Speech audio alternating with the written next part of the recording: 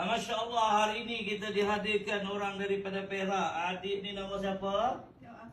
Nur Afrina. What's your problem, Nur Afrina? Skoliosis 4 tahun. Selalu bila datang tu rasa sakit apa? Sakit kebas-kebas. Kebas-kebas badan, tulang sengat. Ada tak rasa pening kepala ke orang kan? Ada. Dia pinggul kat sini. Dia pinggul lagi ke sini. Baik, kita terus kepada rawatan. Ini naik ke atas. Ini panjang. Pendek sudah.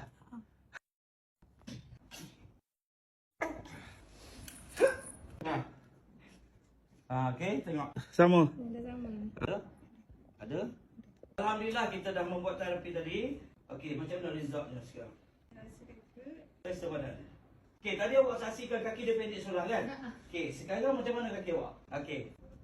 Kaki pendek sebelah. Alhamdulillah hari ni almost perfect. Kita merawat, kita guna apa tadi? Okey, kita merawat, kita gunakan krim Aura Capsicum dengan minyak kayu putih bawang putih. Okey. Untuk melembutkan tulang dan saraf sekali lah. Jadi, siapa yang ada masalah di luar sana, tinggalkan komen. Jangan pernah berputus asa. Okey, di mana ada kemauan di situ ada jalan. Jangan lupa follow Cimaster TS Jamila Reyes, CGM Therapy Solution.